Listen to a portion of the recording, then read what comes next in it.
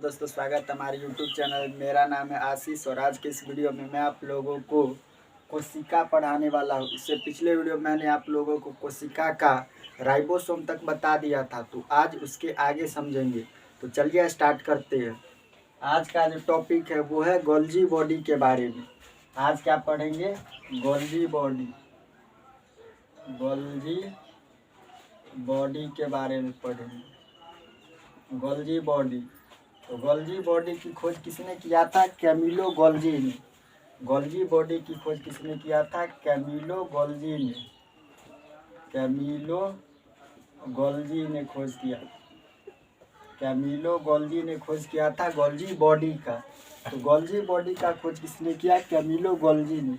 और Golgi body का काम क्या है कि हमारे शरीर में जो जितने भी कार्य होते हैं ना, उसका परिवहन करना और यातायात में सहायक करना, इसका काम है गोल्जी बॉडी का। परिवहन करना, परिवहन या यातायात में सहायक करना, यातायात में सहायक करना। यातायात में सहायक कौन करता है? Golgi body. गोल्जी बॉडी क्या होता है कि इसकी खोज कैमिलो गोल्जी ने किया था और यह हमारे शरीर में जितने भी कार्य होते हैं या फिर कोशिका के अंदर जो कार्य होता है उसका परिवहन करता है, ठीक है। और उसका यातायात में सहायक होता है, यानी एक स्थान से दूसरे स्थान लाने में और ले जाने में सहायक कौन होता है? तो गोल्जी बॉडी होता है। गोल्जी बॉडी के बाद जो हमारा टॉपिक है वो है सेंट्रोसोम। सेंट्रोसोम का मतलब हो गया तारक कार। सेंट्रोसोम, सेंट्रोसोम, इसको हिंदी में कहते हैं तारक काय। सेंट्रोसोम को हिंदी में क्या कहते हैं? तारक काय कहते हैं। तो सेंट्रोसोम के बारे में समझिए। सेंट्रोसोम की खोज, तारक काय की खोज किसने किया था? बोबेरी ने। इसकी खोज किसने किया? बोबेरी ने। खोज किसने किया? बोबेरी ने। सेंट्रोसोम की खोज किसने किया? बोबेरी ने खोज किया। और सेंट्रोसोम का काम क्या है कि कोशिका का विभाजन करना। कोशिका का विभाजन कौन करता है? सेंट्रोसोम, यानी तारक काय करता है कोशिका का विभाजन। और यह मस्तिष्क में नहीं पाया जाता, यानी दिमाग में नहीं पाया जाता है। सेंट्रोसोम का काम क्या है? कोशिका विभाजन करना। इसका काम क्या है? कोशिका विभाजन। कोशिका विभाजन। कोशिका विभाजन कौन करता है? सेंट्रोसोम। सेंट्रोसोम का काम क्या है कि कोशिका का विभाजन करना और यह मस्तिष्क में नहीं पाया जाता है। सेंट्रोसोम मस्तिष्क में नहीं पाया जाता है। मस्तिष्क में नहीं पाया जाता है। नहीं पाया जाता है। सेंट्रोसोम मस्तिष्क में नहीं पाया जाता है, जिसके कारण मस्तिष्क में क्या होता है कि कोशिका का विभाजन नहीं होता है। क्यों नहीं होता है? क्योंकि हमारा मस्तिष्क में सेंट्रोसोम पाया ही नहीं जाता है। जो कोशिका का विभाजन करता है वही नहीं पाया जाता है, जिसके कारण मस्तिष्क में क्या होता है कि कोशिका विभाजन नहीं होता है, जिसके कारण सर में चोट लगने से क्या होता है कि व्यक्ति का मृत्यु तुरंत हो जाता है, ठीक है। तो मस्तिष्क में कोशिका विभाजन नहीं होता है। और कोशिका विभाजन केवल होता है जंतु कोशिका। किसमें होता है कोशिका विभाजन? केवल जंतु कोशिका में। कोशिका विभाजन जो होता है वो किसमें होता है? केवल जंतु कोशिका में होता है। किसमें? जंतु कोशिका में होता है कोशिका विभाजन, जंतु कोशिका में। और यह मस्तिष्क में नहीं पाया जाता है, जिसके कारण मस्तिष्क में कोशिका विभाजन नहीं होता है। इसके बाद देखिए पादप में कोशिका विभाजन। पादप में कोशिका विभाजन किसके द्वारा होता है? सेल प्लेट के द्वारा। पादप में कोशिका विभाजन किसके द्वारा होगा? पादप में कोशिका विभाजन। पादप में कोशिका विभाजन किसके द्वारा होगा? कोशिका विभाजन सेल प्लेट के द्वारा। सेल प्लेट के द्वारा। पादप में कोशिका विभाजन किसके द्वारा होगा? सेल प्लेट के द्वारा। और जंतु में कोशिका विभाजन सेंट्रोसोम के द्वारा। जंतु में कोशिका विभाजन, जंतु में कोशिका विभाजन, जंतु में कोशिका विभाजन किसके द्वारा होगा? तो जंतु में कोशिका विभाजन होगा सेंट्रोसोम के द्वारा। सेंट्रोसोम के द्वारा। सेंट्रोसोम के द्वारा होगा, ठीक है। अब इसको समझिए। गोल्जी बॉडी, तो गोल्जी बॉडी की खोज किसने किया था? कैमिलो गोल्जी ने किया था, ठीक है। और गोल्जी बॉडी का काम क्या है कि शरीर में परिवहन करना और यातायात में मदद करना, इसका काम है गोल्जी बॉडी का। ठीक है, उसके बाद है सेंट्रोसोम। तो सेंट्रोसोम को हिंदी में कहते हैं तारक कार। तो सेंट्रोसोम की खोजकर्ता कौन है? तो बोबेरी ने। सेंट्रोसोम की खोज किसने किया था? बोबेरी ने। और सेंट्रोसोम का काम क्या है कि कोशिका का विभाजन करना, है ना, कोशिका विभाजन करना। और सेंट्रोसोम का काम कोशिका विभाजन करना, और यह केवल जंतु कोशिका में पाई जाती है, पादप कोशिका में नहीं पाई जाती है। और ये जो है कोशिका विभाजन वो मस्तिष्क में नहीं पाया जाता है, मस्तिष्क में सेंट्रोसोम नहीं पाया जाता है, जिसके कारण मस्तिष्क में कोशिका विभाजन नहीं होता है। इसीलिए मस्तिष्क में चोट लगने से व्यक्ति तुरंत मर जाता है। ठीक है, और पादप में जो कोशिका विभाजन होता है वो सेल प्लेट के द्वारा करता है। कौन करता है? सेल प्लेट के द्वारा होता है। और जंतु में कोशिका विभाजन सेंट्रोसोम करता है, यानी तारक काय करता है। ठीक है, इसके बाद अगला टॉपिक है लाइसोसोम। सेंट्रोसोम हो गया, अब है लाइसोसोम के बारे में। लाइसोसोम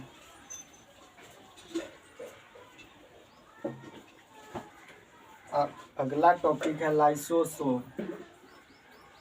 लाइसोसोम लाइसोसोम तो लाइसोसोम का खोज किसने किया है? लाइसोसोम का खोज डी डूबे ने। लाइसोसोम का खोजकर्ता डी डूबे ने किया। लाइसोसोम का खोजकर्ता डी डूबे ने। और लाइसोसोम का काम क्या है? कोशिका के अंदर पाचन का कार्य करता है। कौन? लाइसोसोम। कोशिका के अंदर पाचन का कार्य कौन करता है? लाइसोसोम करता है।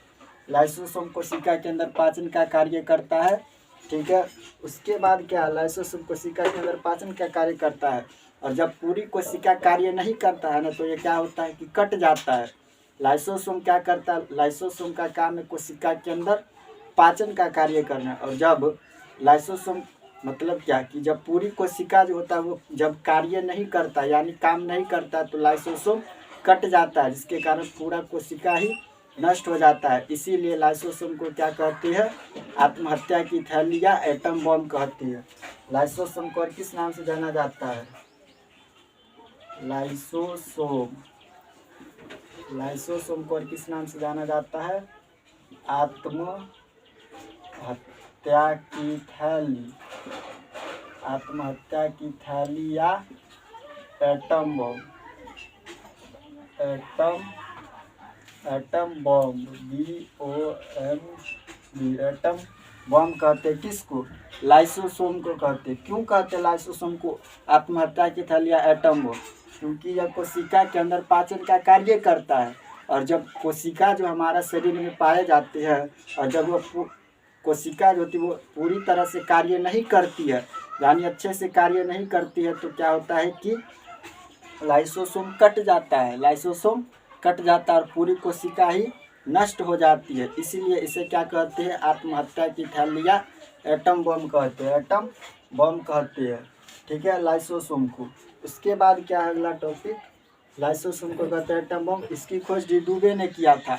और आरबीसी के अंदर जो होता है वो लाइसोसोम नहीं पाया जाता है। आरबीसी के अंदर लाइसोसोम नहीं पाया जाता है। आरबीसी के अंदर लाइसोसोम नहीं पाया जाता है।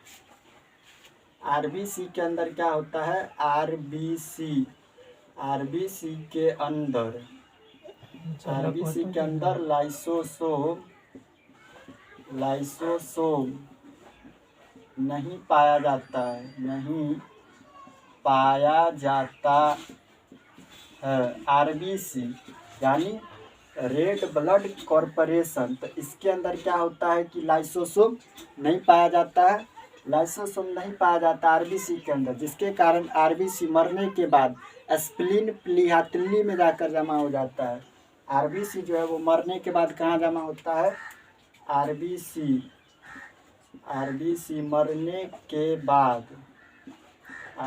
मरने के बाद स्प्लीन स्प्लीन प्लीहा तिल्ली में, प्लीहा या तिल्ली में जाकर जमा हो जाता है। प्लीहा या तिल्ली में जाकर जमा हो जाता है। कौन? आरबीसी मरने के बाद स्प्लीन प्लीहा तिल्ली में जाकर जमा हो जाता है। इसलिए स्प्लीन को आरबीसी का कब्र कहती है। स्प्लीन को क्या कहती है? स्प्लीन को आरबीसी का कब्र कहते हैं।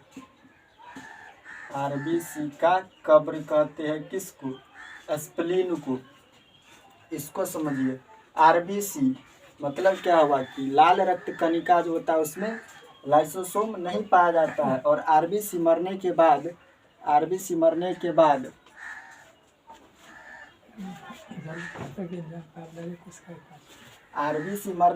कहाँ जमा हो जाता है? स्प्लीन तिल्ली में जमा हो जाता है। इसीलिए स्प्लीन को क्या कहते हैं? आरबीसी का कब्र कहती है। और लाइसोसोम के अंदर क्या पाया जाता है कि जल अपघटक एंजाइम पाया जाता है, यानी जल अपघटक एंजाइम पाया जाता है। लाइसोसोम के अंदर क्या पाया जाता है? जल अपघटक एंजाइम पाया जाता है। जल अपघटक एंजाइम किसमें पाया जाता है? लाइसोसोम के अंदर पाया जाता है। तो लाइसोसोम का खोजकर्ता डी डूबे ने किया था। और लाइसोसोम को क्या कहते हैं? आत्महत्या की थैलिया एटम बम कहते हैं। क्यों कहते हैं? क्योंकि लाइसोसोम कोशिका के अंदर पाचन का कार्य करता है, और जब पूरी कोशिका हमारे शरीर में कार्य नहीं करती है तो यह कट जाता है, और जिससे पूरी कोशिकाएं नष्ट हो जाती है। इसलिए इसे आत्महत्या की थैली एटम बम कहते हैं। और आरबीसी के अंदर लाइसोसोम नहीं पाया जाता है।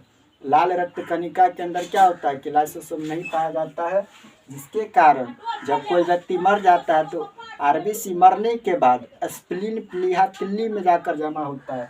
आरबीसी मरने के बाद कहाँ जमा रहता है? स्प्लीन यानी प्लीहा या तिल्ली में जमा रहता है। इसलिए स्प्लीन को क्या कहती है? आरबीसी का कब्र कहते हैं। पूछ सकता है कि आरबीसी का कब्र किसे कहते हैं? तो स्प्लीन को यानी प्लीहा या तिल्ली को कहते हैं। और लाइसोसोम के अंदर कौन सा एंजाइम पाया जाता है? तो जल अपघटक एंजाइम किसमें पाया जाता है? लाइसोसोम के अंदर पाया जाता है क्या? जल अपघटक एंजाइम पाया जाता है। जल अपघटक एंजाइम किसमें पाया जाता है? लाइसोसोम के अंदर पाया जाता है। ठीक है। लाइसोसोम के बाद है अगला टॉपिक है केंद्रक यानी न्यूक्लियस के बारे में। अब है केंद्रक। केंद्रक का खोज किसने किया था? रॉबर्ट ब्राउन ने। केंद्रक का खोज रॉबर्ट ब्राउन ने किया था। अब है आपका टॉपिक केंद्रक।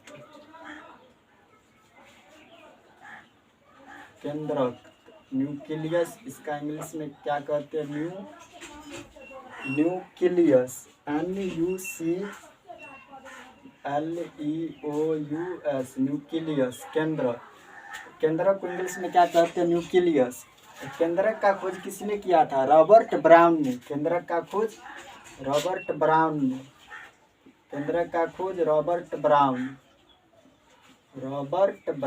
किया था। केंद्रक का खोज रॉबर्ट ब्राउन ने किया था। और केंद्रक क्या करता है कि पूरे शरीर में जो जितने भी कार्य होते हैं सबको नियंत्रित कौन करता है? केंद्रक क्या करता है कि जितना भी कार्य होता है ना सबको नियंत्रित करके कौन रखता है? केंद्रक। अतः केंद्रक को क्या कहते हैं? कोशिका का दिमाग कहती है। केंद्रक को क्या कहती है? केंद्रक को कोशिका का दिमाग कहती है। कोशिका का दिमाग। देखिए केंद्रक क्या करता है? कोशिका के अंदर जितने भी कार्य होता है सबको कंट्रोल करके रखता है, यानी नियंत्रित करके कौन रखता है? केंद्रक। तो केंद्रक को क्या कहते हैं? कोशिका का दिमाग कहते हैं। किसको? केंद्रक को। और क्या है कि इसमें 80% प्रोटीन पाया जाता है। केंद्रक में कितना प्रतिशत प्रोटीन पाया जाता है? इसमें प्रोटीन पाया जाता है कितना? 80%। केंद्रक में कितना प्रतिशत प्रोटीन पाया जाता है? 80%। तो केंद्रक को इंग्लिश में क्या कहते हैं? न्यूक्लियस। खोजकर्ता रॉबर्ट ब्राउन ने किया था खोज केंद्रक का। और केंद्रक का काम क्या है कि कोशिका के अंदर जितने भी कार्य होते हैं तो सबका देखभाल करना, यानी कंट्रोल करना, नियंत्रित करके रखना केंद्रक का काम है। इसीलिए केंद्रक को क्या कहा जाता है? कोशिका का दिमाग, ब्रेन कहा जाता है ना। शरीर को कंट्रोल कौन करता है? दिमाग। वैसे ही कोशिका का नियंत्रण कौन करता है? केंद्रक। इसीलिए इसको क्या कहते हैं? कोशिका का दिमाग कहते हैं। और इसमें 80% प्रोटीन पाया जाता है। केंद्रक में कितना प्रतिशत प्रोटीन रहता है? तो 80% प्रोटीन पाया जाता है। केंद्रक के बाद अगला टॉपिक क्या है? लवक के बारे में। लवक यानी प्लास्टिड। लवक, लवक को इंग्लिश में कहते हैं प्लास्टिड। प्लास्टिड, प्लास्टिड कहते हैं। लवक को इंग्लिश में क्या कहते हैं? प्लास्टिड। लवक जो है वो पादप कोशिकाओं का सबसे बड़ा कोशिकांग कौन है? लवक। लवक क्या है कि पादपों का सबसे बड़ा कोशिकांग है। लवक क्या है? पादपों का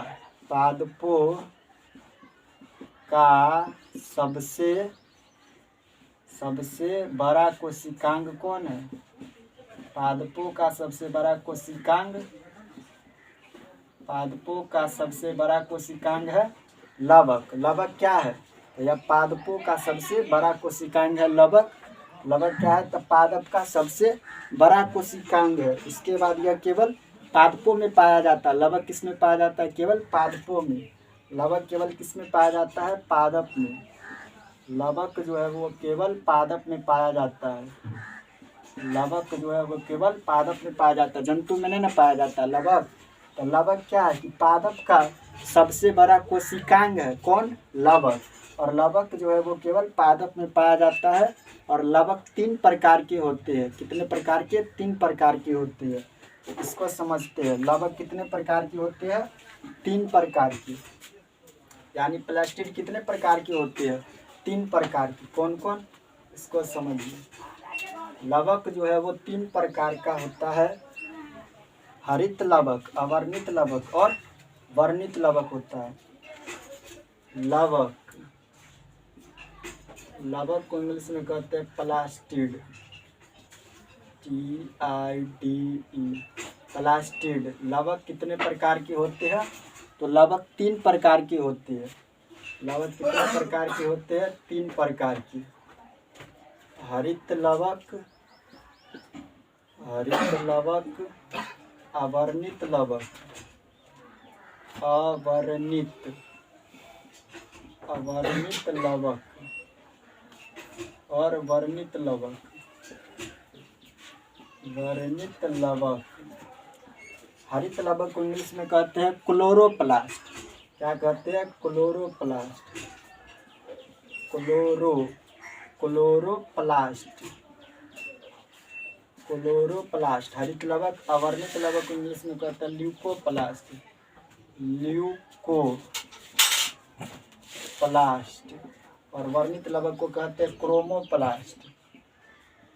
क्रोमोप्लास्ट, क्रोमोप्लास्ट। तो लवक, लवक क्या है कि पादपों का सबसे बड़ा कोशिकांग है। और लवक केवल पेड़ पौधों में ही पाया जाता है, जंतु में नहीं पाया जाता है। तो लवक, प्लास्टिड कितने प्रकार के होते हैं? 3 प्रकार के। हरित लवक, अवर्णित लवक और वर्णित लवक। क्लोरोप्लास्ट, ल्यूकोप्लास्ट और क्रोमोप्लास्ट। अब इस सब के बारे में समझिए। हरित लवक, हरित लवक, हरित लवक का काम क्या है? तो हरित लवक का काम है भोजन का निर्माण करना। हरित लवक का काम क्या है? भोजन का निर्माण करना। और यह पत्ती और तना में पाया जाता है। हरित लवक का काम क्या है? भोजन का निर्माण करना। भोजन का निर्माण करना। हरित लवक का काम क्या है? भोजन का निर्माण करना। और यह कहाँ पाया जाता है? तो पत्ती और तना में। हरित लवक कहाँ पाया जाता है? पत्ती तथा तना में पाया जाता है। पत्ती और तना में क्या पाया जाता है? हरित लवक। हरित लवक का काम क्या है? भोजन का निर्माण करना, यानी भोजन बनाना। और यह कहाँ पाया जाता है? तो पत्ती और तना में। इसके बाद है अवर्णित लवक। अवर्णित लवक का काम क्या है? सो समझिए। अवर्णित लवक, अवर्णित लवक का काम है, हरित लवक क्या किया? भोजन बनाया। तो अवर्णित लवक का काम क्या होगा कि भोजन को संग्रह करके रखना, यानी जमा करके रखना, इकट्ठा करके रखना। किसका काम होगा? अवर्णित लवक का। अवर्णित लवक का काम है भोजन का संग्रह करना। भोजन का संग्रह करके कौन रखता है? जमा करके, अवर्णित लवक। और यह जड़ और ये कहाँ पाया जाता है? ये पाया जाता है पत्ती और तना में। और यह जड़ और फल में पाया जाता है अवर्णित लवक। अवर्णित लवक कहाँ पाया जाता है? जड़ तथा फल में। जड़ और फल में कौन पाया जाता है? अवर्णित लवक। और यह भोजन को संग्रह करके रखता है। अवर्णित लवक का काम क्या है? कि भोजन को संग्रह करके रखना, और यह जड़ और फल में पाया जाता है। उसके बाद वर्णित लवक है। तो वर्णित लवक का काम क्या है? वर्णित लवक का काम है वर्णित लवक का काम क्या है? यह रंग प्रदान करता है। क्या करता है वर्णित लवक? रंग प्रदान करता है। वर्णित लवक का काम क्या है? रंग प्रदान करना। रंग प्रदान करना इसका काम है। वर्णित लवक का काम क्या है? रंग प्रदान करना। ठीक है, वर्णित लवक का काम रंग प्रदान करना। अब समझिए, यहाँ पर मानकर चलिए गाजर है, तो गाजर का रंग जो लाल देखते हो वो किसके कारण होता है? कैरोटीन के कारण। गाजर का जो रंग लाल होता है वो कैरोटीन के कारण होता है, कैरोटीन के कारण। और टमाटर और मिर्च का रंग, टमाटर और मिर्च का रंग लाल होता है किसके कारण? लाइकोपेन के कारण। लाइकोपेन के कारण गाजर का रंग लाल होता है कैरोटीन के कारण। टमाटर और मिर्च का रंग लाल होता है लाइकोपेन के कारण। और चुकंदर का रंग लाल होता है चुकंदर का रंग लाल होता है किसके कारण? विटानोन के कारण। और फलों का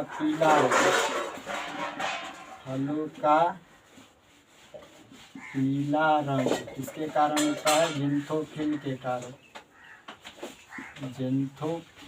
कारण। अब इसको समझिए, वर्णित लवक का काम। एक बार इसको शुरू से समझिए। हरित लवक का काम क्या? भोजन का निर्माण करना, भोजन बनाना, और यह पत्ती और तना में पाया जाता है। और अवर्णित लवक का काम है, जब हरित लवक भोजन बना देगा तो अवर्णित लवक का काम क्या होगा? कि इसको संग्रह करके रखना, इकट्ठा करके रखना, अवर्णित लवक का काम है। और यह जड़ तथा फल में पाया जाता है। और वर्णित लवक का काम है रंग प्रदान करना। तो देखिए, गाजर का जो रंग लाल होता है किसके कारण? कैरोटीन के कारण। टमाटर और मिर्च का रंग लाल होता है किसके कारण? लाइकोपेन के कारण। चुकंदर का रंग लाल होता है विटामिन के कारण। और फलों का पीला रंग होता है ज़िंथोफिल के कारण। तो ये था आपका लवक, प्लास्टिड। उसके बाद जो अगला टॉपिक है वो है कोशिका के प्रकार। कोशिका कितने प्रकार की होती है? इसके बाद जो टॉपिक है वो है कोशिका का प्रकार।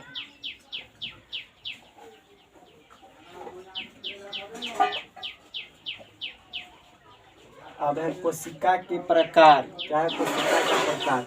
तो कोशिका जो होता है सेल, वो दो प्रकार का होता है। कोशिका दो प्रकार का होता है। कौन कौन? एक होता है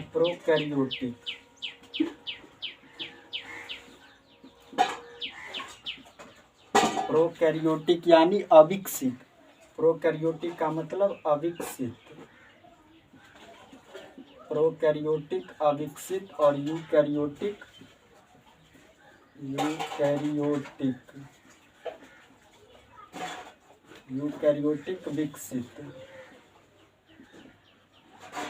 विकसित। प्रोकैरियोटिक कोशिका को क्या कहा जाता है? अविकसित। और यूकैरियोटिक कोशिका को विकसित। तो प्रोकैरियोटिक कोशिका अकेले, लेकिन यूकैरियोटिक कोशिका दो प्रकार का होता है। किसमें? पादप और जंतु में पाया जाता है यूकैरियोटिक कोशिका किसमें पाया जाता है? पादप और जंतु में पाया जाता है। ठीक है, अब यहाँ पर देखिए प्रोकैरियोटिक।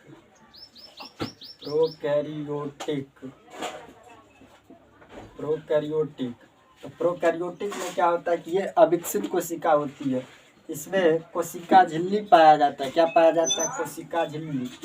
इसमें कोशिका झिल्ली पाया जाता है। तथा 70S राइबोसोम पाया जाता है। 70S राइबोसोम पाया जाता है। प्रोकैरियोटिक कोशिका में क्या होता है कि कोशिका झिल्ली पाया जाता है तथा 70S राइबोसोम। पढ़े ना, राइबोसोम दो प्रकार के होते हैं, 70S और 80S। तो प्रोकैरियोटिक यानी अविकसित कोशिका में क्या पाया जाता है? कोशिका झिल्ली और 70S राइबोसोम पाया जाता है तथा शेष अंगों का अभाव देखा जाता है। शेष अंगों का क्या देखा जाता है? शेष अंगों का अभाव देखा जाता है। शेष अंगों का अभाव देखा जाता है किसमें? प्रोकैरियोटिक कोशिका में। इसमें कोशिका झिल्ली 70S राइबोसोम पाया जाता है। पूछ सकता है कि प्रोकैरियोटिक कोशिका में कौन सा राइबोसोम पाया जाता है? तो 70S राइबोसोम पाया जाता है और शेष अंगों का अभाव देखा जाता है। और यूकैरियोटिक कोशिका जो होता है, यूकैरियोटिक कोशिका जो होता है ये पूरी तरह से विकसित होती है। ये पूरी तरह से विकसित होती है। यूकैरियोटिक कोशिका क्या होती है? पूरी तरह से विकसित होती है। कौन? यूकैरियोटिक कोशिका ये पूरी तरह विकसित होती है। ठीक है, तो इसको एक बार फिर से समझिए। कोशिका के प्रकार, कोशिका दो प्रकार का होता है, प्रोकैरियोटिक अविकसित, यूकैरियोटिक विकसित। यूकैरियोटिक कोशिका दो प्रकार की होती है, पादप और जंतु में पाया जाता है यूकैरियोटिक। तो प्रोकैरियोटिक कोशिका जो होता है उसमें कोशिका झिल्ली 70S राइबोसोम पाया जाता है और शेष अंगों का अभाव देखा जाता है किसमें? प्रोकैरियोटिक में। और यूकैरियोटिक कोशिका ये पूरी तरह से विकसित होती है। ठीक है, तो आज के लिए इतना ही। अगले वीडियो में बताएंगे गुणसूत्र के बारे में और क्रोमोसोम के बारे में। ठीक है, आज के लिए इतना है। अगर वीडियो अच्छा लगे तो लाइक, कमेंट, शेयर और सब्सक्राइब कर दीजिएगा। मिलता है नेक्स्ट वीडियो में, तब तक के लिए जय हिंद, जय भारत।